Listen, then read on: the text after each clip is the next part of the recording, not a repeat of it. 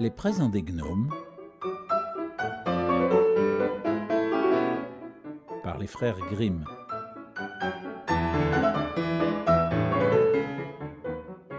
Un tailleur et un forgeron voyageaient ensemble.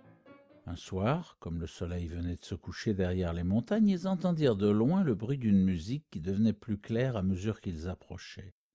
C'était un son extraordinaire, mais si charmant qu'ils oublièrent toute leur fatigue pour se diriger à grands pas de ce côté.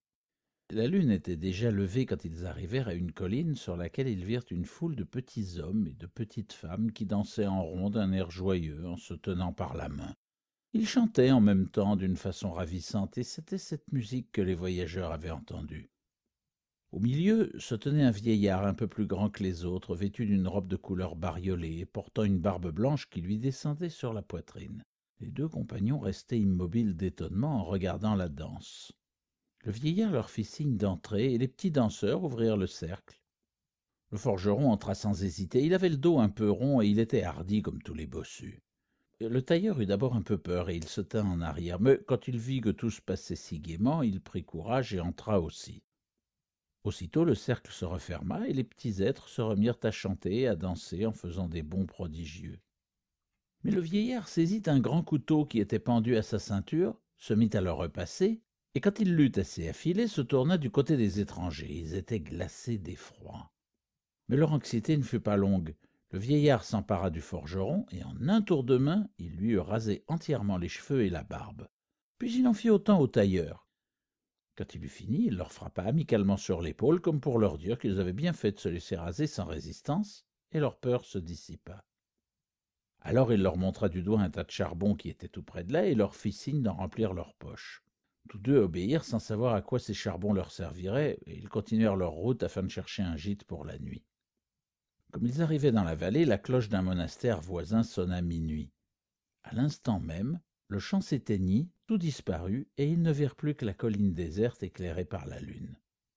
Les deux voyageurs trouvèrent une auberge et se couchèrent sur la paille, tout habillés. La fatigue leur fit oublier de se débarrasser de leur charbon.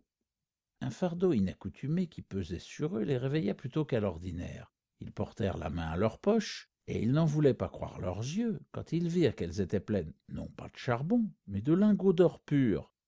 Leur barbe et leurs cheveux avaient aussi repoussé merveilleusement. Désormais, ils étaient riches. Seulement, le forgeron, par suite de sa nature avide, avait mieux rempli ses poches et possédait le double de ce qu'avait le tailleur. Mais un homme cupide veut toujours avoir plus que ce qu'il a. Le forgeron proposa au tailleur d'attendre encore un jour et de retourner le soir près du vieillard pour gagner de nouveaux trésors. Le tailleur refusa. « J'en ai assez, je suis content. Je veux seulement devenir maître en mon métier et épouser mon charmant objet. » C'est ainsi qu'il appelait sa promise. « Et je serai un homme heureux. » Cependant, pour faire plaisir à l'autre, il consentit de rester un jour encore. Le soir, le forgeron prit 2 sacs sur ses épaules pour emporter bonne charge, et il se mit en route vers la colline. Comme la nuit précédente, il trouva les petits nains chantant et dansant. Le vieillard le rasa, lui fit signe de prendre des charbons. Il n'hésita pas à remplir ses poches et ses sacs tant qu'il y en put entrer, s'en retourna joyeux à l'auberge et se coucha tout habillé.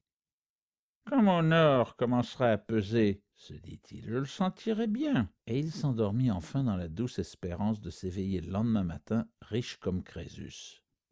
Dès qu'il eut les yeux ouverts, son premier soin fut de visiter ses poches, mais il eut beau fouiller dedans, il n'y trouva que des charbons tout noirs. « Au moins, il me reste l'or que j'ai gagné l'autre nuit, pensait-il. Il y alla voir, hélas, cet or était redevenu charbon. Il porta à son front sa main noircie, et il sentit que sa tête était chauve et rase ainsi que son menton. Pourtant, il ne connaissait pas encore tout son malheur. Il vit bientôt qu'à la bosse qu'il portait par derrière s'en était jointe une autre, par devant. Il sentit alors qu'il recevait le châtiment de sa cupidité, et se mit à pousser des gémissements. Le bon tailleur, éveillé par ses lamentations, le consola de son mieux et lui dit « Nous sommes compagnons, nous avons fait notre tournée ensemble. Reste avec moi, mon trésor nous nourrira tous les deux. » Il tint parole, mais le forgeron fut obligé de porter toute sa vie ses 2 bosses et de cacher sous un bonnet sa tête dépouillée de cheveux. Et voilà.